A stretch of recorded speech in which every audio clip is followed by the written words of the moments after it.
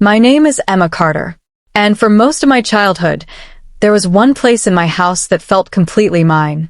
My bedroom. It wasn't the biggest room in the house. It didn't have expensive furniture. It didn't even have a proper walk-in closet. But it had something more important. Memories. Every photograph of my childhood was kept there. Every award I had ever won. Every birthday card my father had given me before he died. And inside the old wooden closet, there were things I had never allowed anyone to touch, especially my mother's hands, because that closet had belonged to my grandmother. And Grandma had always told me, "Emma, someday you'll understand why I asked you to keep those things safe." I never understood what she meant. Not until the day my mother gave my room to my younger sister. My sister, Jessica, was 23. She had always been the favorite. At least, that's how it felt. Jessica was charming, outgoing, beautiful. She knew exactly how to make people feel sorry for her. Whenever she wanted something, she got it. New phone? Mom bought it. Expensive handbag? Dad paid for it. New car? Mom called it an investment in her future. And me? I was always expected to understand. Emma is responsible. Emma doesn't need much. Emma can take care of herself. Those sentences had followed me my entire life. I used to think being responsible was a compliment. Eventually, I realized it was an excuse. An excuse for my parents to give Jessica everything and expect me to accept nothing. 3 years earlier, I had moved out for college. After graduating, I found a job in another state. I only returned home occasionally, but my old bedroom remained exactly the same. My books were still on the shelf. My childhood photographs were still on the wall, and the old wooden closet was still locked. I had the key. Grandma had given it to me when I was 16. She had looked me directly in the eyes and said, "Whatever happens, don't lose this key." At the time, I thought she was being sentimental. Grandma had always been mysterious. She passed away when I was 17, and after her funeral, my mother never mentioned her again. Not once. One Friday evening, I came home for Thanksgiving. The moment I walked through the front door, I noticed something strange. There were boxes everywhere. My old books were stacked in the hallway. My photographs were missing from the walls. I looked toward the staircase. Mom, no answer. I walked upstairs. Then I saw Jessica carrying one of my old lamps. Jessica? She turned around. "Oh," she smiled. "You're home." I looked behind her. My bedroom door was open. Inside, my entire room had been emptied. My stomach dropped. "What happened to my room?" Jessica shrugged. "Mom gave it to me." I stared at her. "What?" "I'm moving into it. You already have a room." She rolled her eyes. "Emma, I'm 23. I need more space." I couldn't believe what I was hearing. "Where are my things?" "Mom put them downstairs." I walked into the room. My childhood bed was gone. My bookshelf was gone. My photographs were gone. Even the little desk Dad had built for me was missing. I turned toward Jessica. "Who told you that you could touch my things?" She laughed. "Mom did." I went downstairs. My mother was sitting in the kitchen drinking coffee. "Mom." She looked up. "Oh, you're here. Why did you give Jessica my room?" She sighed. "Emma, you're not a child anymore." "I know. You're barely here. That doesn't mean you can give away my room." "It's just a room." "No, it's my room." My mother rolled her eyes. "Jessica needs it more than you do." "Why?" "She works from home." I stared at her. "She works from home 3 days a week." "Exactly. And I stay here when I visit. You can use the guest room." I couldn't believe it. "You moved all my things without asking me." We were making space. For Jessica. Yes. The way she said it, like it was completely reasonable. I looked at her. "Where is everything?" "Basement." "And the closet?" She paused. "The old closet?" "Yes." She looked uncomfortable. "It's empty." I knew immediately. She was lying. I went downstairs. My boxes were stacked in a corner of the basement. I opened the first one. My childhood photographs. The second, my school trophies. The third, Dad's old letters. Then I noticed something. The key. It was missing. I searched through the boxes. Nothing. I ran upstairs. Jessica was still in my old room. Where's the closet key? She looked at me. What key? The key to Grandma's closet. She smiled. Oh, that. Mom has it. My heart stopped. Why? I don't know. I went back downstairs. Mom, she came into the hallway. Where's Grandma's closet key? She stared at me. Then she said, I threw it away. I froze. What? It was old. You threw it away? Emma, why are you making such a big deal? Because Grandma gave it to me. It's just an old key. I stared at her. Did you open the closet? She looked away. That was all the answer I needed. That night, I couldn't sleep. I kept thinking about the closet. Grandma's words came back to me. Whatever happens, don't lose this key.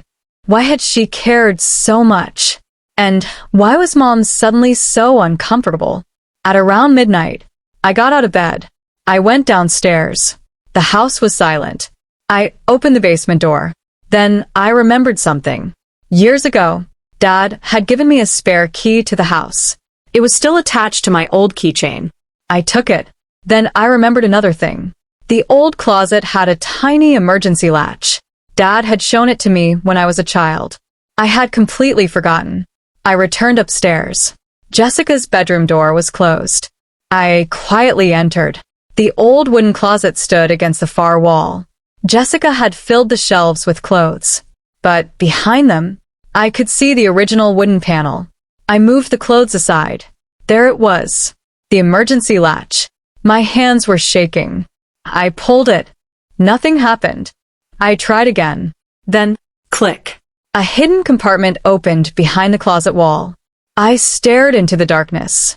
Inside was a small metal box, covered in dust. My heart started pounding. I pulled it out. There was a name written on top. Emma. I nearly dropped it. Someone had left this for me. I opened the box. Inside was an old photograph, a small envelope, and a folded legal document. I opened the photograph first. It showed Grandma standing in front of her house. Beside her was my father. But that wasn't what shocked me. In the background, standing near the garage, was my mother, and she was arguing with someone. Someone I recognized. My Uncle Daniel. The same uncle who hadn't spoken to our family in almost 15 years. I opened the envelope. Inside was a handwritten note from Grandma. My hands trembled as I read, Emma, if you are reading this, then they finally gave your room to Jessica. I stopped breathing. Grandma had predicted this. The next line was even more disturbing. Do not trust your mother. I read it again. Then again. My eyes filled with tears. Why would Grandma write that? What had my mother done? I opened the legal document. At the top, I saw the name of our family house. Then I saw my father's name. And underneath it, transfer of ownership. I continued reading. My heart began racing. Because according to the document, my childhood home had never belonged to my mother. It had belonged to my father. And after his death, he had left it to someone. Someone whose name made my hands go completely numb. Emma Carter. The house was mine. But then, why had my mother been living there for years? Why had she given my room to Jessica? And why had Grandma warned me not to trust her? I turned the page. There was one final sentence written in Grandma's handwriting. Your mother knows the truth, but she will do anything to make sure you never discover what your father left behind. I stared at the words. Then suddenly, I heard footsteps outside the room. Someone was coming upstairs. I quickly folded the document. The bedroom door opened. My mother stood there. She looked at the open closet, then at the metal box in my hands. Her face went completely pale. For several seconds, neither of us spoke. Then she whispered, "Where did you find that?" I looked directly into her eyes. And for the first time in my life, I saw fear in my mother's face.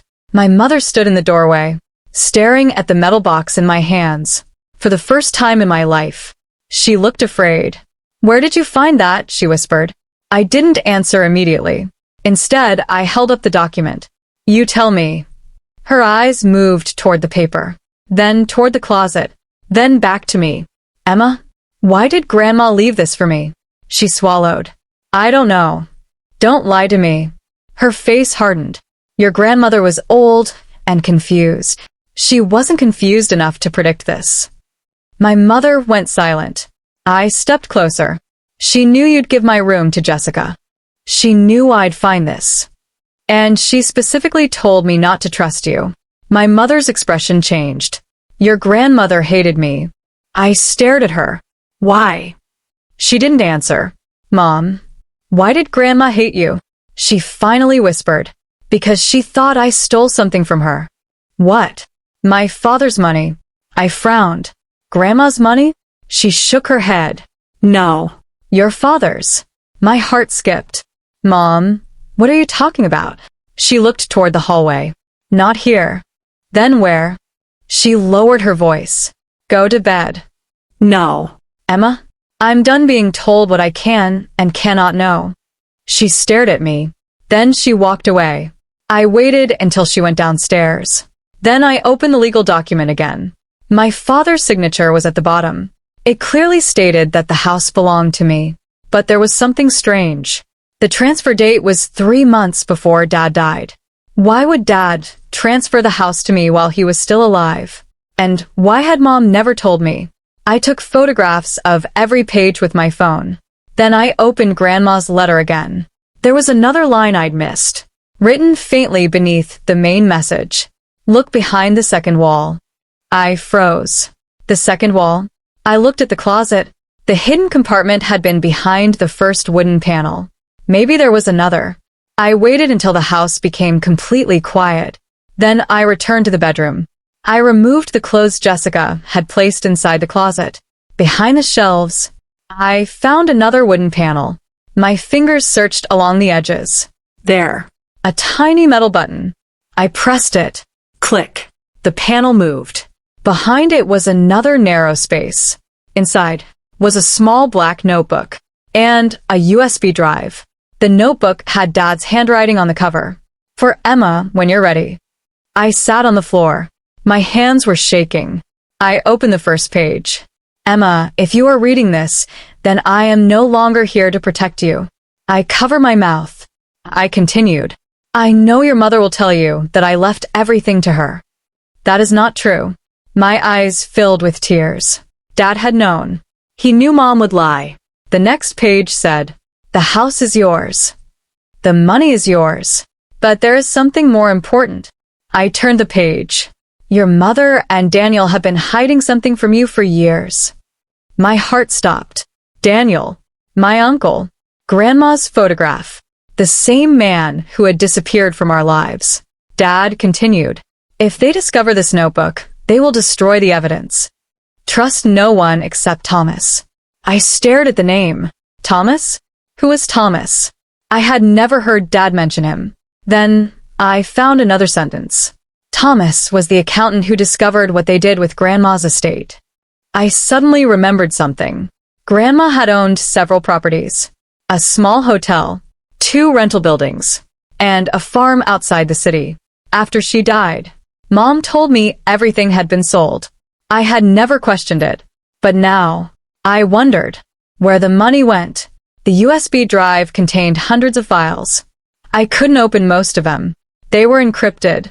But one folder was accessible. It contained bank statements. I scrolled through them. Grandma's estate had been worth almost $4.8 million. The money had supposedly been divided between Dad and Mom. But the records showed something else. Almost $3 million had been transferred to a company called Carter Family Holdings, LLC. I had never heard of it. Then I saw the names of the owners. My mother, my uncle Daniel, and Jessica. I stared at the screen. Jessica wasn't just getting my room. She was already connected to the family company. Why? Then I found something even more shocking. A payment made 6 years earlier.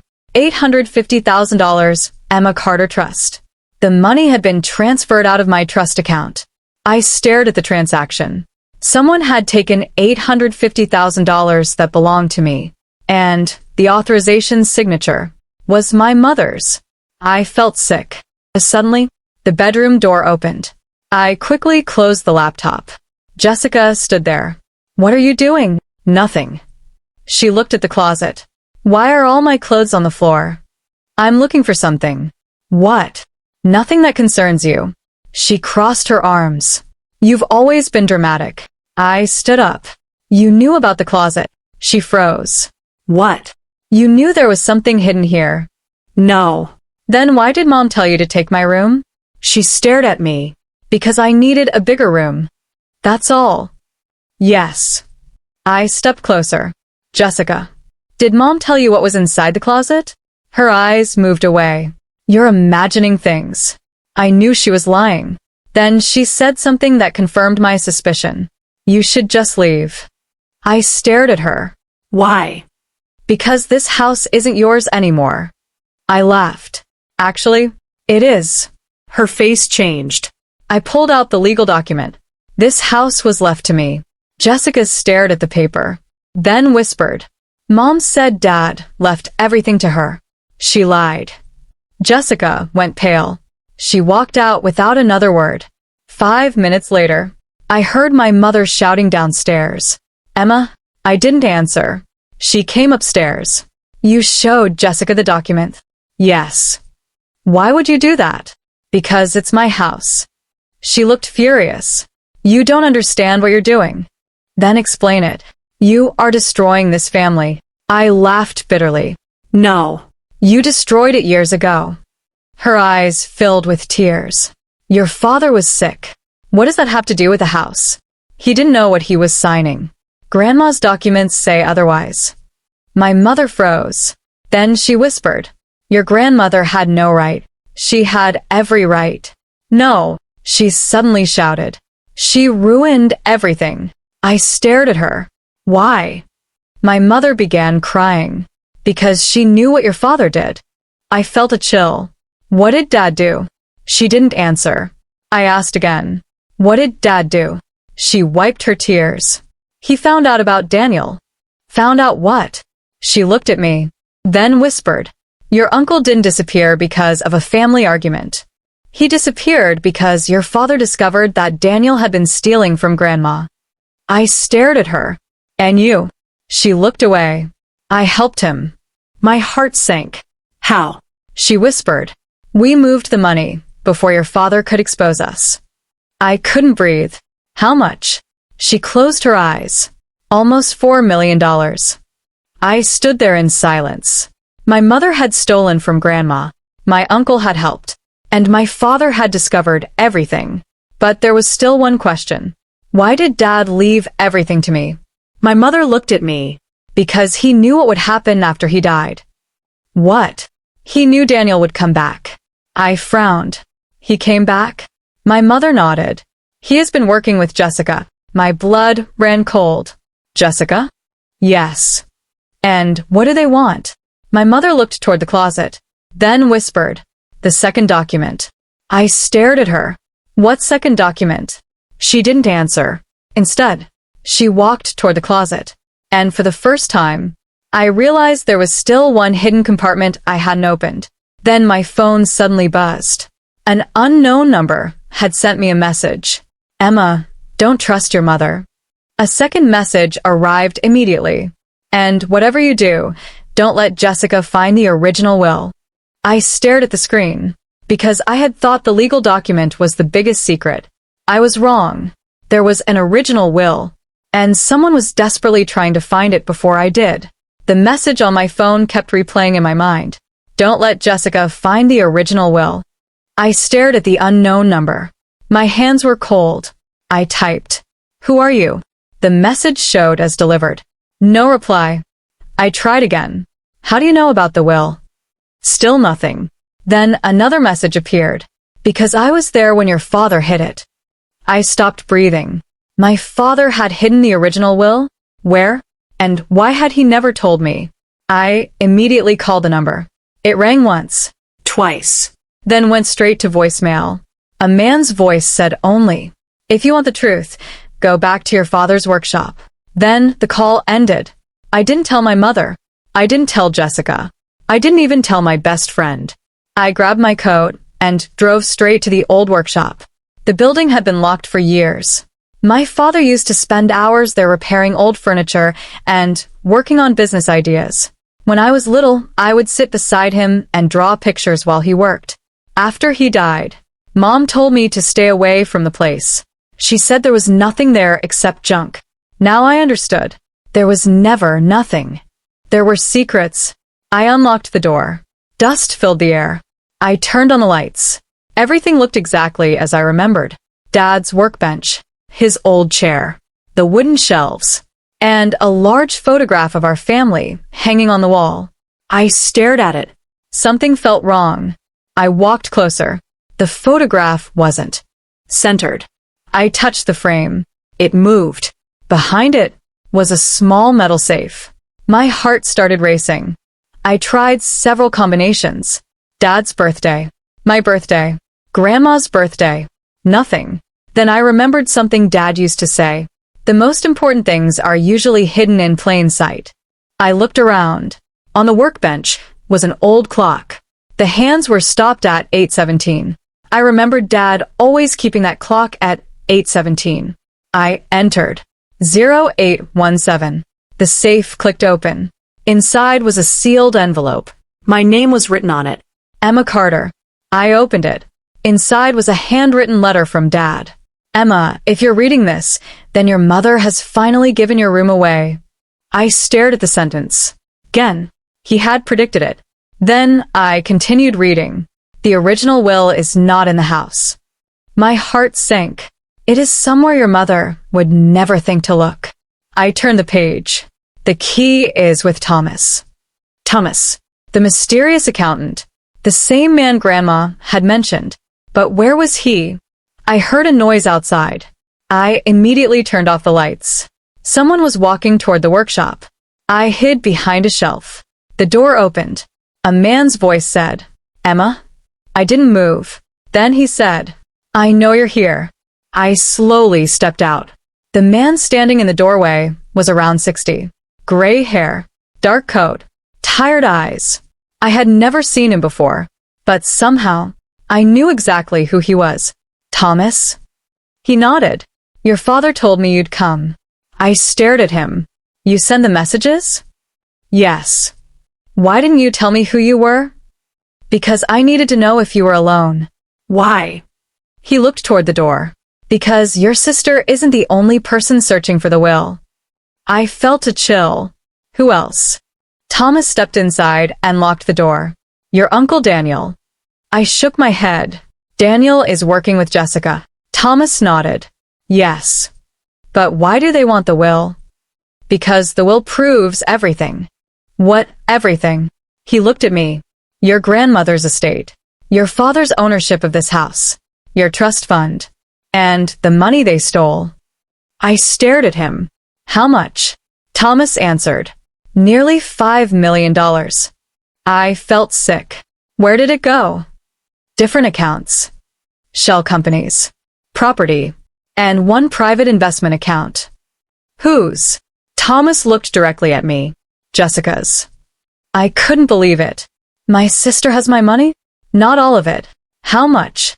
About $1.7 million. I sat down.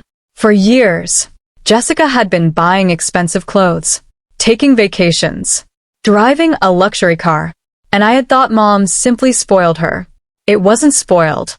She was spending money that belonged to me. Thomas opened another folder. Your mother transferred your trust fund after your father died. She claimed you had given permission. I never did. I know. He handed me a document. My signature was on it. But something was wrong. The signature looked like mine, but it wasn't. I stared at it. It's forged. Thomas nodded. Your father suspected that. That's why he created the original will. Then Thomas showed me something else. An audio recording. My father's voice. I pressed play. If anything happens to me, Emma must receive the house, the trust, and my shares in Carter Holdings. I closed my eyes. Then Dad said something that made my heart break. She is the only person in this family who never asked me for money. I started crying. He had understood me. He had always understood me. Then the recording continued. If David or Linda attempts to change this arrangement, the original will must be presented to the court. David was my father. Linda was my mother.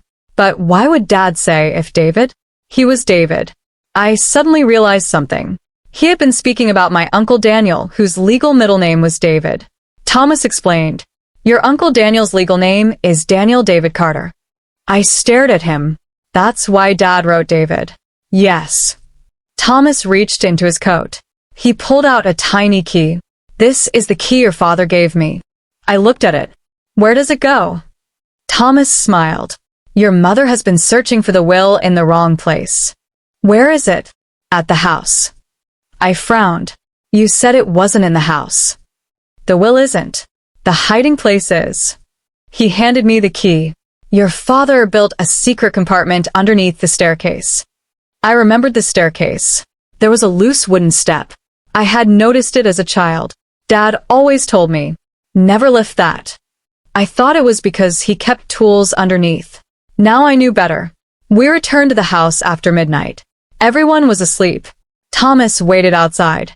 I quietly entered through the back door. I went upstairs. The staircase was dark. I found the loose step. The key fit perfectly. I lifted it. There was a narrow metal box underneath. Inside was another envelope, but this time, it wasn't addressed to me. It was addressed to the person who finds this. I opened it. Inside was a single sheet. "The original will is no longer in this house." My heart dropped. Then I read the next line. "I moved it after Linda discovered the first hiding place." I stopped. Mom had already discovered it? The letter continued. "If Linda has given Emma's room to Jessica, then she is desperate. The original will is now with the person I trust most." I turned the page. At the bottom was a name. Thomas Reed. I looked toward the back door. Thomas was standing there. But before I could speak, I heard another sound. A car engine. Headlights appeared through the windows. Thomas looked outside. His face suddenly changed. "Emma? What?" He whispered. "They're here." I looked through the window. A black SUV stopped outside our house. 2 men stepped out. Then Jessica got out. And beside her was Uncle Daniel. Daniel looked directly toward the house. Then he said, "Find the will." My heart pounded. Because they didn't know. Thomas already had it. And they were about to discover that I wasn't the helpless daughter they thought they could control anymore. The black SUV stopped directly outside our house. I stood frozen beside the staircase. Through the window, I watched my sister Jessica step out. Then Uncle Daniel followed her. 2 other men came around the vehicle. Thomas whispered, "Don't move." I looked at him. "What are we going to do?" He reached into his coat. "Nothing. Nothing. We let them think they found us." I couldn't believe him. "They're looking for the will." Thomas smiled. "Exactly." The front door opened. Jessica walked inside. "Emma?" Her voice echoed through the house. I didn't answer. Daniel followed. "Emma?" Still nothing. Then my mother appeared at the top of the stairs. She looked terrified. "What are you doing here?" Daniel looked at her. "Where is it?" "Where is what?" "The will." My mother shook her head. "I don't know." Daniel grabbed her arm. "Don't lie to me." I stepped out from behind the wall. "Let her go." Everyone turned. Jessica's eyes widened. "Emma?" I stood on the staircase. Thomas stood behind me. Daniel stared at him. Then his face went pale. "Thomas." Thomas smiled. "Hello, Daniel." Daniel immediately stepped backward. "You were supposed to be gone." Thomas answered. "I was. Until Emma found the truth." Jessica looked at me. "You've been lying to us." I laughed. "That's funny coming from you." She shook her head. "You don't understand." "No. I understand everything. You stole my money. You took my room. You lied about Dad's will. And you helped Uncle Daniel." Jessica started crying. "I didn't know everything. But you knew enough." She looked down. I was scared. I stared at her. "So was I." "But I didn't steal from you." She had no answer. Daniel suddenly pulled out his phone. Give me the will. Thomas shook his head. You don't have it. Daniel's expression hardened. You know what happens if you refuse. Thomas smiled. I've already given copies to 3 attorneys. Daniel froze. What? And 1 copy is with the police. My mother gasped. Jessica looked at Daniel. You said nobody knew. Daniel shouted. Shut up. That was the moment I understood. Jessica had never been the mastermind. Daniel was. My mother had helped him. And my sister had been pulled into the plan because she wanted the money. Daniel stepped toward me. Emma, you're making a mistake. I stood my ground. No. You are. He pointed toward me. That house belongs to the family. I held up Dad's document. No. It belongs to me. He laughed. That document means nothing. I smiled. It does when it's notarized. His smile disappeared. Thomas stepped forward. And when the original will confirms it. Daniel stared at him. Where is it? Thomas looked at me, then said, She has it. I froze. What? Thomas handed me a small envelope. I stared at him. When did you?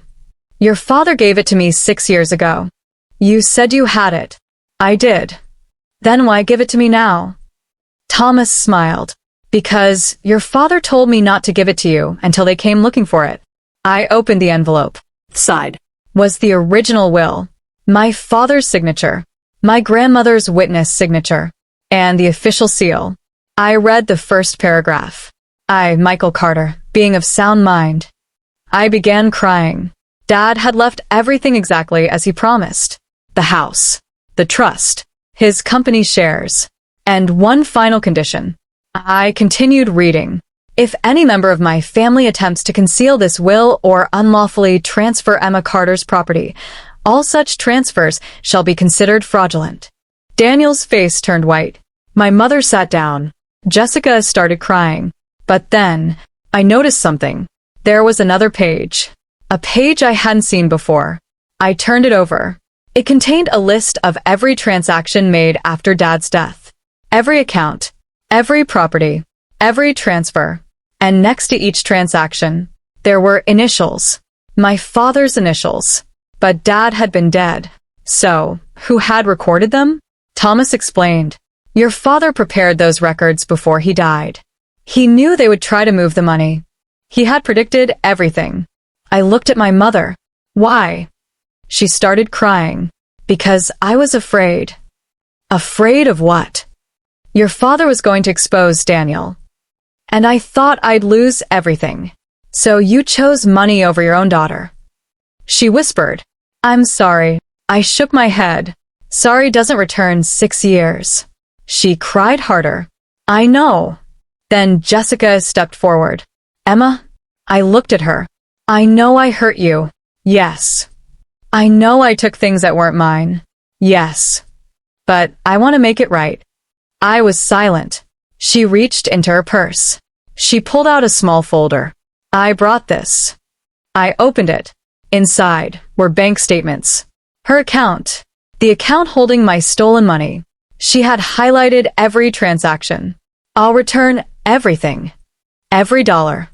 I looked at her. And what do you want in return? She shook her head. Nothing. I just want you to know. I finally understand. I nodded.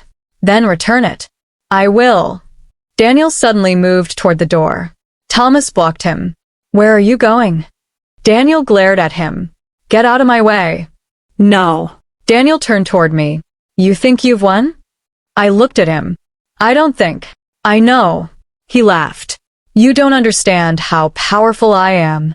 I held up the will. No. You don't understand how powerful evidence is. At that moment, police sirens sounded outside. Daniel froze. 2 police vehicles pulled into the driveway. Thomas smiled. I told you. I gave them copies. Daniel looked around desperately. Then officers entered the house. One of them approached him. Daniel Carter? Daniel didn't answer. The officer repeated. You're under arrest. My mother started crying. Jessica stepped away from Daniel. And I stood there, watching the man who had controlled my family for years finally lose his power. But the night wasn't over. After Daniel was taken away, my mother came to me. She handed me a small box. "This belongs to you." I opened it. Inside was Grandma's wedding ring. I stared at it. "Where did you get this?" "Daniel had it." "Why?" "Because he knew Grandma left it to you." I held it tightly. Then Mom said, "There's something else." "What?" She pointed toward the closet. "The last compartment." I looked at her. "What last compartment?" She whispered, "Your grandmother didn't hide, just the will." My heart began racing. Then what else did she hide? Mom looked at me. "Proof of what happened to Grandpa." I froze. "Mom." She nodded. "Your grandfather's death wasn't natural." I stared at her. "What are you saying?" She whispered, "The evidence is still inside that closet." I turned toward the bedroom. The old closet suddenly looked completely different, because I realized the family secret I had been searching for wasn't just about money. It was about a death. And whoever had caused it might still be alive. The house was finally quiet. Daniel had been arrested. Jessica was sitting in the living room crying. My mother hadn't said another word. And I was standing in front of the old closet. The same closet that had started everything. But now I knew there was one final secret hidden inside it. Something connected to Grandpa's death. My mother's words kept echoing in my mind. The evidence is still inside that closet. I opened the first hidden compartment. Nothing. The second. Nothing. Then I remembered Grandma's notebook. Look behind the second wall. I ran my fingers along the wooden panel. Then I noticed a tiny scratch. I pressed it. Click. A third panel opened. Inside was a small black recording device. And underneath it, a handwritten note. For Emma. Listen before you judge anyone. My hands began shaking. I pressed the button. Grandpa's voice filled the room. Emma, if you're hearing this, then the truth has finally reached you. I covered my mouth. His voice sounded weak. He was clearly recording this shortly before he died. I know my family is fighting over money, but money isn't the real reason I'm afraid. I leaned closer. Someone has been poisoning me. My heart stopped. The recording continued. I don't know who is responsible, but I know one thing. It isn't Daniel. I froze. Daniel had been involved in stealing the money, but Grandpa didn't believe he had poisoned him. Then Grandpa said, "The person responsible is someone I trusted completely." The recording stopped. I stared at the device. There had to be more. I pressed the button again. Another recording began. This time, it was Grandma. Her voice was trembling. Michael is right. I know who did it. I couldn't breathe. Grandma continued. I saw the person enter his room. I saw what they put into his medicine. My hands became cold. Then she said the name. I nearly dropped the recorder. Linda. My mother. I turned toward Mom. She was standing in the doorway. She had heard everything. Her face was covered in tears. Mom. She didn't move. Is it true? She closed her eyes. Yes. My heart shattered. You poisoned Grandpa? She shook her head. No. Then why did Grandma say your name? Because I was there. Why? She walked slowly into the room. Your grandfather discovered what Daniel had done. He was going to expose him. But I was afraid. Afraid of Daniel? No. Afraid of losing everything. I stared at her. What did you do? She whispered. I didn't poison him. I only changed his medication. My stomach turned. You changed his medication? I thought it would make him too weak to sign the documents. What documents? The company transfer. She began crying. I wanted him to transfer control to me, but he refused. So you changed his medication? Yes. And then, she looked at the floor. Daniel came that night. My blood ran cold. He brought the poison. I stared at her. Did you know? She nodded. But I didn't stop him. Silence filled the room. I couldn't believe it. My mother hadn't personally poisoned Grandpa, but she had allowed it to happen. And then she had spent years pretending she knew nothing. I turned off the recording. I couldn't look at her. You let him die. I was scared. You let your father die. I know. You stole from Grandma. I know. You stole from me. I know. I looked at her. Why? She broke down. Because I thought money would make everything better. It didn't. No. It made me lose all of you. I shook my head. You lost us when you chose money. The next morning, I gave the recording to the police. They immediately reopened the investigation into Grandpa's death. Daniel was questioned. At first, he denied everything. But when investigators showed him the recording, he broke. He confessed. He admitted he had poisoned Grandpa. He admitted Mom had helped him access the medication. And he admitted they had planned to take control of Grandpa's company and estate. The truth was finally out. But the biggest surprise came 3 months later. The court officially recognized me as the rightful owner of my childhood home. My trust fund was restored. The stolen money was recovered. Daniel was sentenced for financial crimes and Grandpa's death. My mother received a separate sentence for her role. Jessica returned every dollar she had taken. She also testified against Daniel. And surprisingly, she apologized publicly. Not because she wanted forgiveness, but because she finally understood what she had done. One afternoon, I stood outside the house. My house. The house where I had grown up. The house my mother had tried to take away from me. The house she had given to Jessica. And the house where I had discovered the truth behind the closet. Jessica walked outside. She stood beside me. Emma? Yes. Are you going to sell the house? I looked at it. For years, I thought the house represented everything my family had done to me. But now, it represented something else. The truth. No, I'm keeping it. She smiled slightly. Why? Because Grandpa wanted me to have it. And Grandma wanted me to find the truth. Jessica nodded. Then she handed me something. It was the old closet key. I found it. I looked at it. The same key Mom had claimed she threw away. I smiled. Keep it. Jessica looked surprised. Why? Because I'm done being afraid of what's hidden behind doors. That evening, I renovated the old bedroom. But I didn't remove the closet. I restored it. The hidden compartments remained. The documents were placed in a safe. Grandpa's recording was preserved. And Grandma's letters. I framed one of them. The one that said, "Don't let anyone convince you that your truth isn't worth protecting."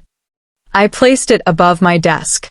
A year later, I turned the house into a small community center for women starting businesses. I named it the Carter Foundation for Independent Women. The first room was my old bedroom. The same room my mother had once given to Jessica. The same room where I had found my family's secrets. Now, it became a place where women could learn business skills, build companies, protect their finances, and most importantly, never depend on someone else to tell them what they were worth. On the anniversary of Grandpa's death, I visited his grave. I placed Grandma's ring beside his photograph. Then I whispered, "You were right. Truth always finds a way out." I looked at the sky. For years, I had believed revenge meant making people suffer the way they made you suffer. But I finally understood something. Revenge wasn't destroying my mother. It wasn't watching Daniel go to prison. It wasn't taking the house back. My real revenge was building a life they could never control.